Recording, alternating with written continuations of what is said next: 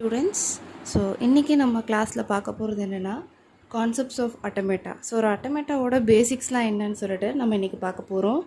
Okay, so இப்போ அதில் first வந்து பார்த்திங்கன்னா alphabets. So what is mean by alphabets? A set of symbols. ஒரு செட் ஆஃப் சிம்பிள்ஸை நம்ம வந்து ஆல்ஃபபெட்னு சொல்லுவோம். அதாவது ஒரு பர்டிகுலர் செட்டில் சிம்பிள்ஸ் மட்டும் உள்ளே இருக்கும். ஸோ இதை எதை வச்சு டினோட் பண்ணுறோன்னா sigma. Sigma is use to denote the alphabets. Okay, so இந்த பர்டிகுலர் செட்டு வந்து எப்போவுமே நான் எம்டியாக இருக்கணும், ஃபைனட்டாக இருக்கணும். ஸோ இப்போ உங்களுக்கு ஃபைனட்னா என்னென்னு தெரியும், கவுண்டபிள். ஓகே, ஸோ நான் எம்டினா எப்போவுமே அதில் நல் வேல்யூஸ் இருக்கவே கூடாது, அதாவது செட்டு எம்டியாக இருக்கக்கூடாதுன்னு சொல்கிறாங்க. சரி, ஓகே. ஸோ இப்போ செட்டுனா எந்த மாதிரி வேல்யூஸ் சிம்பிள்ஸ் வந்து உள்ளே இருக்கலாம் அப்படின்னு கேட்கும்போது, ஸோ ஃபஸ்ட்டு வந்து பார்த்திங்கன்னா summation, that is sigma, that is equal to 0,1. So 0,1னால தெரியும் இது வந்து ஒரு பைனரி லாங்குவேஜ். ஸோ அப்போ ஒரு பைனரி லாங்குவேஜ் உள்ள ஒரு சிம்பிள்ஸாக இருக்குது. ஓகே, ஸோ இப்போ பைனரி லாங்குவேஜில் இருக்க போகிறது ரெண்டு சிம்பிள் தான், ஒன்று 0, ஒன்று 1. ஓகே, அதுக்கப்புறம் பார்த்தீங்கன்னா செகண்ட் எக்ஸாம்பிளில் A, B up to Z, அப்போது ஆல்ஃபபெட்ஸ்.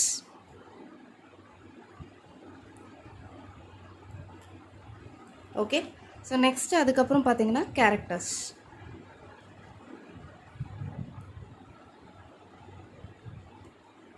ஆல்ஃபபெட்ஸை நம்ம செட் ஆஃப் சிம்பிள்ஸ்ன்னு சொல்கிறோம். ஓகே, ஸோ இப்போது இந்த செட் ஆஃப் சிம்பிள்ஸில் என்னென்ன இருக்கலாம், பைனரி லாங்குவேஜாக இருக்கலாம், ஆல்ஃபபெட்ஸாக இருக்கலாம், ஆஸ்கி கேரக்டர்ஸாக இருக்கலாம். Okay, so this is called as alphabets. So அப்போ அதுக்கு நெக்ஸ்ட்டு வந்து பார்த்திங்கன்னா செகண்டாக இருக்குது ஸ்ட்ரிங்ஸு.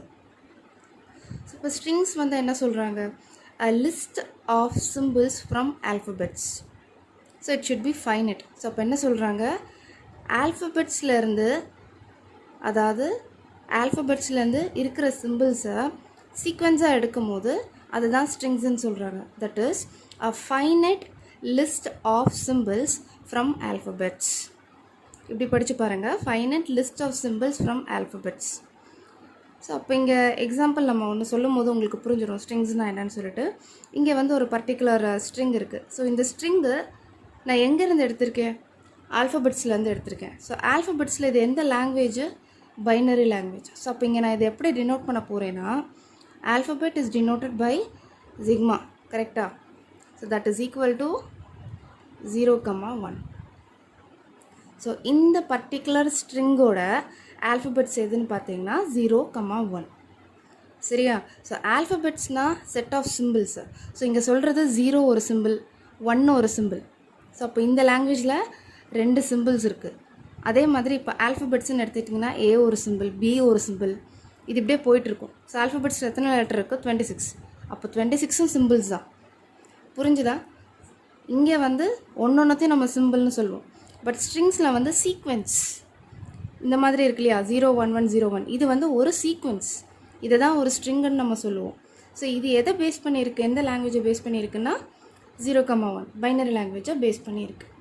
செகண்ட் எக்ஸாம்பிள் பாருங்கள், BA, இது ஒரு ஸ்ட்ரிங்கு. ஸோ இதோட லாங்குவேஜ் என்னவாக இருக்க போகுது, sigma, that is equal to A, B to Z. So இந்த பர்டிகுலர் ஸ்ட்ரிங்கு இந்த லாங்குவேஜை பேஸ் பண்ணி தான் இருக்க போகுது. சரியா? இதுதான் ஸ்ட்ரிங்ஸ்ன்னு சொல்லுவோம். A finite sequence of symbols from alphabets. A finite sequence of symbols from the alphabets. So that is called as strings. So இந்த ஸ்ட்ரிங்கில் பார்த்தீங்கன்னா இப்போ 3 சப்டாபிக் இருக்குது. சின்ன டாபிக் தான். சரியா? Empty string, length of a string, powers of a alphabet. இப்போ ஒன்று நம்ம பார்க்கலாம்.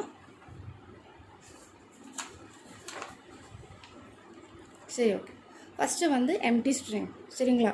ஸோ இப்போ எம்டி ஸ்ட்ரிங்னால் ஒன்றும் இல்லை, பேரிலே இருக்க போது அந்த பர்டிகுலர் செட்டில் வந்து வேல்யூ வந்து நல்லா இருக்க போகுது, அதாவது அந்த செட்டு வந்து எம்டியாக இருக்க போகுது. 0 அக்கரன்ஸ் ஆஃப் சிம்பிள்ஸ், ஒரு சிம்பிள்ஸ் கூட அந்த செட்டில் இருக்காது. அதை எப்படி நம்ம டினோட் பண்ண போகிறோம், epsilon. Epsilon is a symbol use to denote empty string. ஓகேவா? ஸோ அந்த பர்டிகுலர் ஸ்ட்ரிங்கில் வேல்யூஸ் வந்து எதுவுமே இருக்காது. ஃபார் எக்ஸாம்பிள் இப்படி தான் இருக்கும் அந்த செட்டு. உள்ளே எந்த சிம்பிளுமே இருக்காது, எப்சிலான் வச்சு டினோட் பண்ணியிருப்பாங்க. இந்த செட்டை தான் நம்ம வந்து எம்டி ஸ்ட்ரிங் அப்படின்னு சொல்கிறோம். உள்ள ஸ்ட்ரிங்கே கிடையாது. ஓகே, செகண்ட் வந்து length of a string. So இப்போ இதுக்கு என்ன பண்ண போகிறோம், லென்த்து கண்டுபிடிக்க போகிறோம். அதுக்கு எக்ஸாம்பிள் பாருங்கள், நான் ஒரு ஸ்ட்ரிங் கொடுத்துருக்கேன் சரியா. இப்போ இந்த ஸ்ட்ரிங்கில் நான் 2 விஷயம் கண்டுபிடிக்கணும். ஒன்று சிம்பிள்ஸ், இன்னொன்று பொசிஷன். சிம்பிள்ஸ்னால் என்ன சொன்னேன், இந்த பர்டிகுலர் ஸ்ட்ரிங்கில் எத்தனை சிம்பிள் யூஸ் பண்ணியிருக்காங்க, எத்தனை ஆல்ஃபபெட்ஸ் வந்து யூஸ் பண்ணியிருக்காங்க அப்படின்னு பார்த்தீங்கன்னா 0 யூஸ் பண்ணியிருக்காங்க, 1 யூஸ் பண்ணியிருக்காங்க. இந்த ஸ்ட்ரிங்கில் 0வும் 1 மட்டும் தான் யூஸ் பண்ணியிருக்காங்க. அப்போது எத்தனை சிம்பிள் இருக்குது, 0 1 2 சிம்பிள்ஸ். ஓகே, ஸோ அப்போ பொசிஷன்னா ஒன்றும் இல்லை, நம்பர் ஆஃப் வேல்யூஸ். ஸோ இப்போ உள்ளே வந்து எத்தனை நம்பர் இருக்குது அதை தான் இங்கே பொசிஷன் சொல்கிறாங்க. ஓகேவா. ஸோ இப்போ இங்கே பாருங்கள் 0 1 1 0 1 5 வேல்யூ இருக்குது, உள்ளே 5 இருக்குது சரிங்களா. அப்போ இங்கே பொசிஷனோட வேல்யூ வந்து பார்த்திங்கன்னா 5. அதாவது இங்கே லென்த்தும் 5 தான், பொசிஷனும் 5 தான். That is nothing but length is equal to position. இவ்வளோ தான், வெரி சிம்பிள். சிம்பிள்னால் ஒன்றும் இல்லை, உள்ளே வந்து நம்ம என்ன ஆல்ஃபபெட்டை யூஸ் பண்ணுறோம் அதை தான் இங்கே சிம்பிள்னு சொல்கிறோம். இப்போ இந்த டோட்டல் என்டையர் ஸ்ட்ரிங்கு வந்து பார்த்திங்கன்னா 0வும் 1ம் வச்சு தான் மேடாயிருக்கு. அதனால் நான் இங்கே சிம்பிள்ஸ் வந்து 2ன்னு போடுறேன். பொசிஷன் ஒன்றும் இல்லை, லென்த்தை தான் நம்ம பொசிஷன் சொல்கிறோம். இங்கே உள்ளே எத்தனை வேல்யூ இருக்குன்னு கவுண்ட் பண்ணி பாருங்கள், 5 இருக்குது. ஸோ அப்போ நான் இங்கே வந்து பொசிஷன் அதான் லென்த்தை வந்து நான் 5ன்னு சொல்லி போட்டிருக்கேன். ஓகேவா. ஸோ இப்போ செகண்டாக இன்னொரு எக்ஸாம்பிள் இருக்குது பாருங்கள், ஏஏபி. இது ஒரு ஸ்ட்ரிங். ஓகேவா. ஸோ இப்போ இதில் வந்து எத்தனை சிம்பிள்ஸ் இருக்குது, 2 இருக்குது. ஏ ஒன்று இருக்குது, பி ஒன்று இருக்குது, அவ்வளோதான். அப்போ இங்கே நான் 2 தான் போட்டிருக்கேன் சிம்பிள். ஓகேவா. ஸோ இப்போ இதுக்கு லென்த் எவ்வளோன்னு பாருங்கள், 1 2 3. ஸோ 3. ஓகேவா. இங்கே ஸ்ட்ரிங்கை வந்து எப்படி நோட் பண்ணுறாங்கன்னா W. String is denoted by W. Suppose அதுக்கு எக்ஸாம்பிள் பார்க்கலாம் வாங்க. இந்த மாடுலஸ் வந்து எதுக்கு கொடுத்துருக்காங்கன்னா, நம்ம வந்து நம்பர்ஸ் மட்டும் தான் கவுண்ட் பண்ண போகிறோம். நெகட்டிவ் பாசிட்டிவ் அது நமக்கு பிரச்சனை இல்லை. ஸோ அதனால தான் we are denoting W inside the modulus. சரிங்களா. இப்போ 0 1 1னா இதுக்கு எவ்வளோ இருக்க போகுது, 3. இப்போ எப்சிலான்னா நான் என்ன சொல்லியிருக்கேன், எம்டி ஸ்ட்ரிங், உள்ளே வந்து எந்த ஸ்ட்ரிங்குமே இல்லைன்னு அர்த்தம். அப்போது ஈக்குவல் டு 0. இதுதான் லென்த் ஆஃப் ஸ்ட்ரிங். சரி, next power of an alphabet. Power of an ஆல்ஃபபெட்னா நான் சொல்லியிருக்கேன், ஆல்ஃபபெட்டை டினோட் பண்ணுறதா இந்த வந்து epsilon, summation. Okay, sigma. So ஆல்ஃபபெட்டை வந்து டினோட் பண்ணுறது ஜிக்மா. இப்போ ஜிக்மா கே அப்படின்னா என்ன, இந்த கே வந்து என்னது, புதுசாக என்னது அப்படின்னு நீங்கள் கேட்கலாம். கேன்றது ஒன்றும் இல்லை, ஸ்ட்ரிங்கோட லென்த்து. நம்ம இப்போ இங்கே கேல்குலேட் பண்ணுறோம்ல, இந்த பர்டிகுலர் ஸ்ட்ரிங்கு வந்து 5 வேல்யூ இருக்குது அப்படின்னா நான் இப்போ அந்த ஜிக்மா கேலேருந்து 5 போட்டுக்குவேன். ஸோ இதை வந்து எக்ஸ்பெனென்ஷியலாக நான் மென்ஷன் பண்ணுறேன். எதை, லென்த்தை. String length denoted by exponential notation K. இங்கே வந்து ஜிக்மான்றது ஆல்ஃபபெட்டு, இந்த ஜிக்மாவில் எக்ஸ்பெனென்ஷியல் ஃபார்மில் நான் கே போட்டிருக்கேன். கேங்கிறது ஒன்றும் இல்லை, லென்த்து. சரிங்களா. இப்போதைக்கு இது மட்டும் ஞாபகம் வச்சுக்கோங்க. இதுக்கு நம்ம ஒரு எக்ஸாம்பிள் பார்க்கும்போது உங்களுக்கு புரிஞ்சிடும்.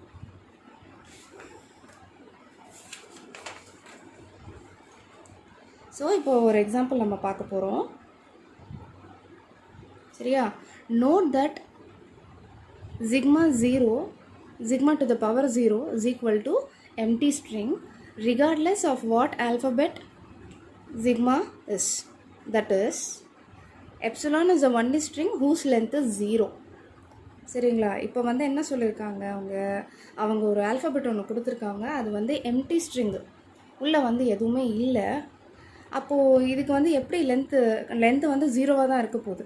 இப்போ இது எப்படி சால்வ் பண்ண போகிறோம் அப்படின்னா, நம்மளாம் அசியூம் பண்ணிக்கணும், உள்ளே என்ன லாங்குவேஜ் வேணால் வச்சுக்கலாம். ஏன்னா அவங்க எதுவுமே மென்ஷன் பண்ணலையா, அவங்க வந்து இனிஷியலாக செட்டை வந்து எம்டியாக தான் நமக்கு தந்திருக்காங்க. இப்போ நான் இதுக்குள்ளே வந்து ஆல்ஃபபெட்ஸ் போட்டுக்கலாம், இல்லை கேரக்டர்ஸ் போட்டுக்கலாம், இல்லை பைனரி லாங்குவேஜும் போட்டுக்கலாம். இப்போ ஃபார் எக்ஸாம்பிள் நான் பைனரி லாங்குவேஜ் எடுக்கிறேன்னு வச்சுக்கோங்களேன் சரியா. ஆல்ஃபபெட் இஸ் ஈக்குவல் டு இந்த ஜிக்மா தான் நான் ஆல்ஃபபெட்டுன்னு சொல்கிறேன். ஓகேவா. So alphabet is equal to 0, 1. ஓகேவா. ஸோ இப்போ இதை ஒரு வாட்டி மேப் பண்ணும்போது என்ன ஆகும், அதே வேல்யூ தான் வரும், 0 1. சரியா. செகண்ட் டைம் மேப் பண்ணுறேன்னு வச்சுக்கோங்களேன், இதோட காம்பினேஷன் சொல்கிறேன் நான். அப்போது இதை வந்து டபுள் டிஜிட்டில் நீங்கள் எப்படி போடுவீங்க, 0, 0, 0, 1, 1, 0, 1, 1. பைனரி லாங்குவேஜ் உங்களுக்கு ஞாபகம் இருக்குல்ல, அதே மெத்தட் தான் இங்கே நீங்கள் ஃபாலோ பண்ண போகிறீங்க. இப்போ வந்து 3 காம்பினேஷன்ஸ் வச்சு போடணும், அதாவது 3 நம்பர்ஸாக எழுதணும் இந்த பைனரி லாங்குவேஜ் யூஸ் பண்ணி. அப்போ நீங்கள் எப்படி எழுதுவீங்க? 000 001 010 011 100 101 110 111. கரெக்டாக? ஸோ இப்போ என்னென்னா இது இப்படி, இப்போ ப்ராப்ளம் என்னென்னா இது இப்படியே சிக்மா n வரைக்கும் போகும். அப்போ நீங்கள் இப்படியே எழுதிட்டே போவீங்களா? இதுக்கு ஒரு ஃபுல் ஸ்டாப் வைக்கணும்ல, அதுக்கு தான் நம்ம வந்து sigma to the power plus இப்படி ஒரு டேர்மை கொண்டு வரோம். ஓகேவா? ஸோ இப்போ என்ன பண்ண போகிறோன்னா which is equal to sigma 0 union sigma 1 union sigma 2 union இப்படி போயிட்டே இருக்கும். ஓகேவா? So any language that is over a finite set can be represented by sigma plus. So இப்போ இந்த சிக்மா ப்ளஸில் என்ன பண்ணுவோன்னா, இப்போ நம்ம போட்டிருக்க எல்லா லாங்குவேஜ், அதாவது ஒரு லாங்குவேஜில் எத்தனை நம்ம காம்பினேஷன்ஸ் போட்டிருக்கோம் எல்லாமே உள்ள எடுத்து நம்ம போட்டுக்குவோம்.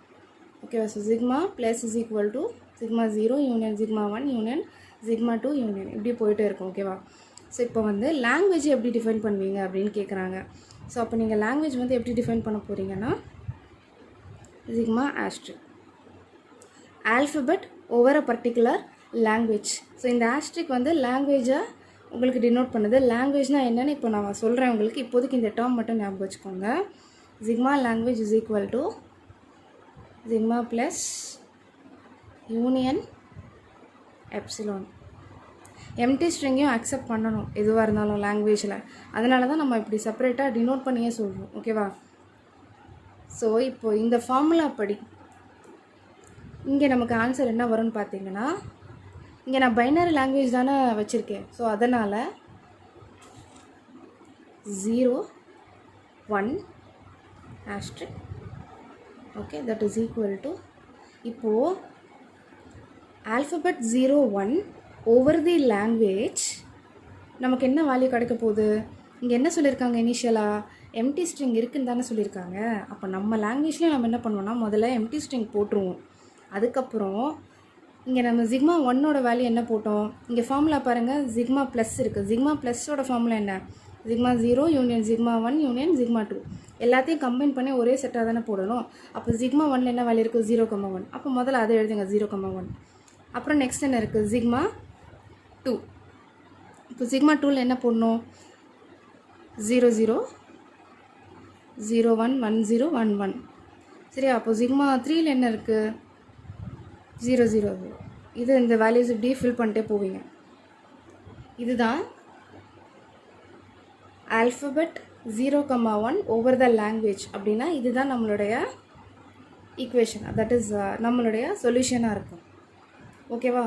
ஸோ இப்போ இங்கே சிக்மா 0னா ஒன்றும் இல்லை, எம்டி ஸ்ட்ரிங்கு. ஸோ அதனால நான் எம்டி ஸ்ட்ரிங் போட்டிருக்கேன் இங்கே.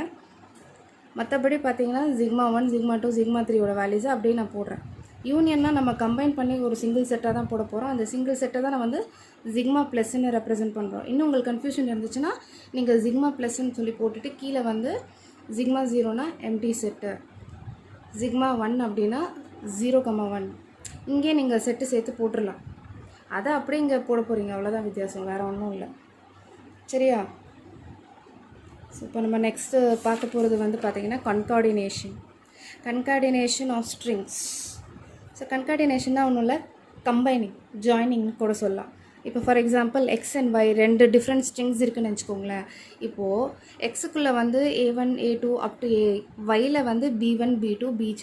ஸோ இப்போ இது ரெண்டையும் கம்பைன் பண்ணால் நம்ம வந்து இப்படி XYன்னு போடுவோம். ஓகே, ஸோ அப்போ XYன்னு எழுதுனா கீழே வந்து டேர்ம் எப்படி வரப்போகுது? A1 A2 AA வரைக்கும் இருக்கும். பக்கத்துலேயே B1 B2 BJ. 2 டிஃப்ரெண்ட் டேர்ம்ஸை நம்ம ஒன்றா ஜாயின் பண்ணுறது தான் இந்த XY. ஓகே, ஸோ இப்போ இதுக்கு ஒரு எக்ஸாம்பிள் பார்த்தா உங்களுக்கு புரிஞ்சிடும். இங்கே எக்ஸுக்கு வந்து நான் ஒரு ஸ்ட்ரிங் கொடுத்துருக்கேன் 01101. ஓகே, அப்போ ஒய்க்கும் அதே மாதிரி கொடுத்துருக்கேன் 110. ஸோ இப்போ இது கன்கார்டினேட் பண்ணால் என்னோடய வேல்யூஸ் என்ன வரும்? முதல்ல எக்ஸ் இருக்குது. ஸோ அப்போ எக்ஸோட வேல்யூ எடுத்து எழுதிக்கோங்க. எக்ஸில் என்ன இருக்குது? 0 1 1 0 1. ஓகேவா? நெக்ஸ்ட்டு ஒய் இருக்குது. ஒயில் என்ன வேல்யூஸ் இருக்குது? 1 1 0. அப்போ அதையும் எடுத்து எழுதிக்கோங்க 1 1 0.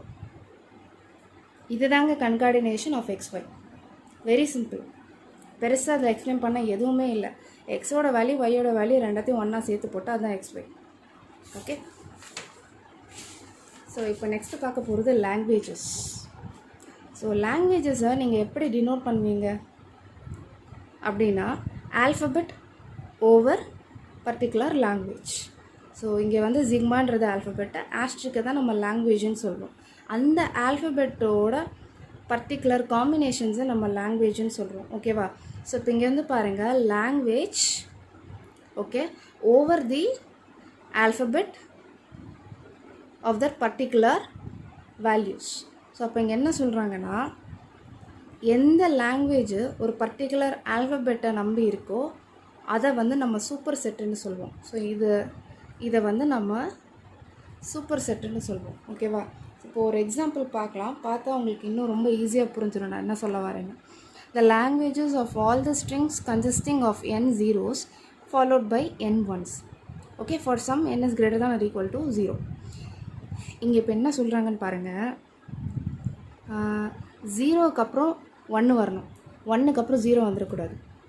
நம்ம இதுக்கு முன்னாடி காம்பினேஷன் போட்டோம் இல்லையா, 0s 1 அப்படின்லாம் சொல்லிட்டு, அந்த மாதிரி நம்ம தாராளமாக போடலாம். ஆனால் அந்த காம்பினேஷனில் இருக்கிற ஒரே ஒரு ரூல், ஒரு கண்டிஷன் என்னென்னு பார்த்தீங்கன்னா, 0க்கு அப்புறம் 1 வரலாம் தப்பில்லை, ஆனால் 1க்கு அப்புறம் நம்ம 0 போட்டுறக்கூடாது. அப்போனா என்னுடைய செட்டு வந்து எப்படி ஃபார்ம் ஆகும்? இங்கே பாருங்கள், n is greater than or equal to 0ன்னு கொடுத்துட்டாங்க. அப்போ வந்து 0 வேல்யூவை நான் இங்கே வச்சுக்கலாம். 0னா நான் என்ன சொல்லியிருக்கேன், எம்டி ஸ்ட்ரிங்னு சொல்லியிருக்கேன் இல்லையா? அப்போ என்னுடைய செட்டு நான் எப்படி போடுவேன், ஃபஸ்ட்டு வந்து ஒரு எம்டி செட்டு, அதான் 0க்கு வந்து நான் எப்சிலான் தான் போட முடியும், எம்டி இல்லையா? அதுக்கப்புறம் பாருங்கள், 0 1 0 0 1 1 0 0 0 1 1 1 இப்படி தான் வந்து என்னுடைய செட்டு வந்து ஃபார்ம் ஆகும்.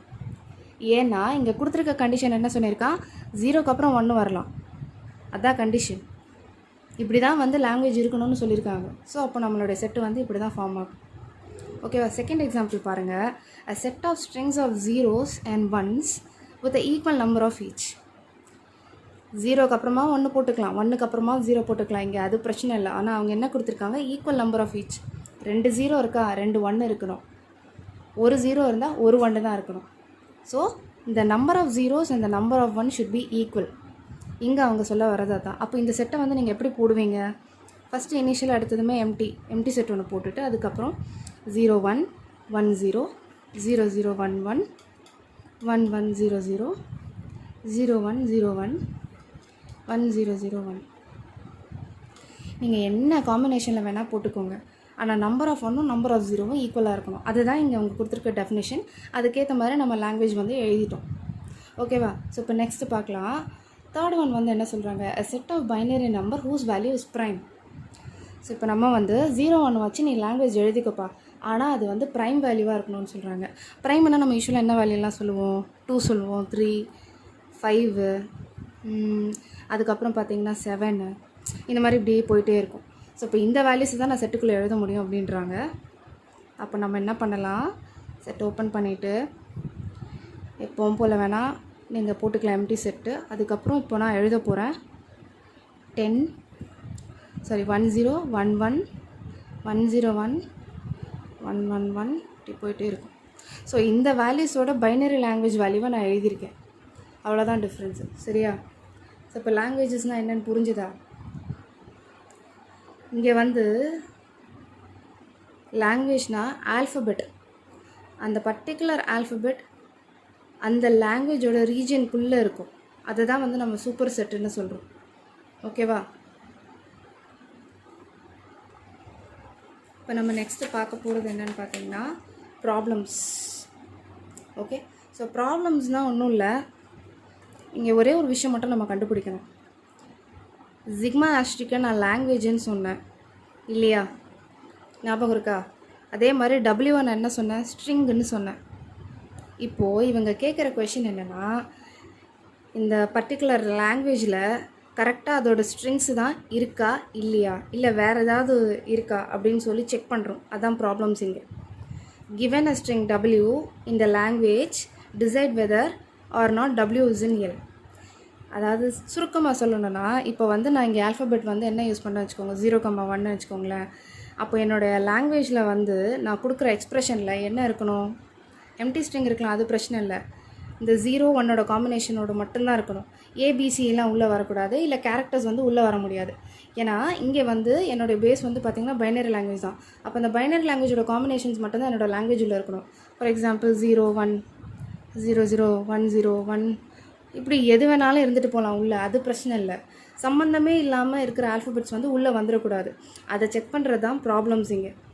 சரியா? இப்போ நான் 0 1 பைனரி லாங்குவேஜ் போடாமல் சம்மந்தமே இல்லாமல் ஏபிசெட்டோ இல்லை ஆஸ்ட்ரிக்கு பாயிண்ட் ஏதோ ஒன்று எடுத்து நான் உள்ளே போட்டால் அது தப்பு. சரிங்களா? ஸோ அப்போது ஒரு பர்டிகுலர் ஸ்ட்ரிங்கு ஆல்ஃபபெட்டோட ரிலேட் ஆகிருக்கிறது தான் லாங்குவேஜில் இருக்கா இல்லையான்னு செக் பண்ணுறோம். அதுதான் ப்ராப்ளம்ஸு. ஸோ இப்போ இங்கே இந்த ப்ராப்ளம்ஸே வந்து இப்போ பார்த்தீங்கன்னா நம்ம லாங்குவேஜை டிஃபைன் பண்ணலாம். ஓகே, செட் ஃபார்மஸ்னால் ஒன்றும் இல்லை, லாங்குவேஜை டெஃபினேஷன் ஃபார்மேட்டில் கொடுக்குறது தான் செட் ஃபார்மஸ். ஓகே, ஸோ இப்போ லாங்குவேஜ் நான் என்ன சொன்னேன், சிக்மா ஆஸ்ட்ரிக். ஓகேவா? ஸோ இதை ஒரு டெஃபினேஷன் ஃபார்மேட்டில் கொடுக்கறதுக்கு பேர் தான் set formers. Okay, so for example இப்போ நம்ம இதுக்கு முன்னாடி ஒரு எக்ஸாம்பிள்ஸ் பார்த்தோம் இல்லையாப்பா. இங்கே ஃபார் எக்ஸாம்பிள் இந்த எக்ஸாம்பிள் வச்சுக்கோங்களேன். அவங்க என்ன சொல்லியிருக்காங்க, 0s and 1 வந்து ஈக்குவல் நம்பரில் இருக்கணும் அப்படின்னு சொல்லியிருக்காங்க. இது இப்போ நீங்கள் டெஃபினேஷனாக எழுதணும். எப்படி எழுதுவீங்க? நான் என்ன சொன்னேன், ஸ்ட்ரிங்கை வந்து டபிள்யூன்னு தான் டினோட் பண்ணணும்னு சொல்லியிருக்கேன் இல்லையா. அப்போது ஒரு செட்டை ஓப்பன் பண்ணுங்கள், டபிள்யூ ஸ்ட்ரிங்கு அந்த செட்டில் இருக்குது. என்ன ஸ்ட்ரிங் இருக்குது, அதுக்கு ஒரு வெர்டிக்கல் பார் மாதிரி ஒன்று போட்டுட்டு இப்போ நீங்கள் சொல்லலாம், இந்த டபிள்யூ பற்றி இப்போ தான் நீங்கள் டிஸ்கிரைப் பண்ணுவீங்க. அப்போது என்ன சொல்வீங்கன்னா, W consist of an equal number of zeros and ones. புரிஞ்சுதா? ஸோ ஸ்ட்ரிங் இருக்குது இந்த செட்டில். என்ன ஸ்ட்ரிங் இருக்க போகுதுன்னா, equal number of 0s and 1 இருக்கிற செட்டு தான் இந்த டபிள்யூ. அப்போ ஃபார் எக்ஸாம்பிள் இன்னொரு எக்ஸாம்பிள் பார்க்கலாம். இதுலேயும் ஸ்ட்ரிங் இருக்குது. என்ன ஸ்ட்ரிங் இருக்குது, என்ன மாதிரி ஸ்ட்ரிங் இருக்குன்னா, W is a binary integer that is prime. String இருக்குது, அந்த ஸ்ட்ரிங் வந்து பார்த்திங்கன்னா வெறும் ப்ரைம் நம்பர்ஸ் தான் அப்படின்னு சொல்கிறோம். அதாவது இந்த லெஃப்ட் பார்ட் வந்து ஸ்ட்ரிங்கை டினோட் பண்ணோம், ரைட் பார்ட் வந்து அதோட கண்டிஷன்ஸ். இந்த ஸ்ட்ரிங்குக்கு என்ன கண்டிஷன்ஸ் இருக்குது, அதாவது இது எந்த மாதிரி ஸ்ட்ரிங்ஸுன்றது டிஸ்கிரைப் பண்ணுவோம் ரைட் பார்ட். ஓகே, ஸோ இவ்வளோ தான். இதுதான் பேசிஸ் ஆஃப் அட்டமேட்டா. பேசிஸ் ஆஃப் அட்டமேட்டாலாம் நம்ம இப்போ பார்த்தோம் இல்லையா. ஆல்ஃபபெட்ஸு என்னென்ன பார்த்துருக்கோம் இன்னொரு வாட்டி நம்ம பார்த்துக்கலாம். ஆல்ஃபபெட்ஸ் முடிச்சாச்சு, ஸ்ட்ரிங்ஸ் முடிச்சாச்சு. ஸ்ட்ரிங்ஸில் 3 சப்டாபிக் இருக்குது. Empty string, length of string, power of alphabet. Okay, so இப்போ அதில் ஒரு எக்ஸாம்பிள் ப்ராப்ளமும் நம்ம பார்த்தாச்சு. அதுக்கப்புறம் பார்த்திங்கன்னா கன்கார்டினேஷன் ஆஃப் ஸ்ட்ரிங்ஸ் பார்த்துருக்கோம். அண்ட் லாஸ்ட்டாக ப்ராப்ளம்ஸ். இதுதான் basis of automata. Okay, so புரிஞ்சிருக்கும்னு நினைக்கிறேன். Thank you guys. நெக்ஸ்ட் கிளாஸ்லேருந்து நம்ம ஃபைனைட் அட்டமேட்டா என்னன்னு பார்க்கலாம். ஓகே, பாய்.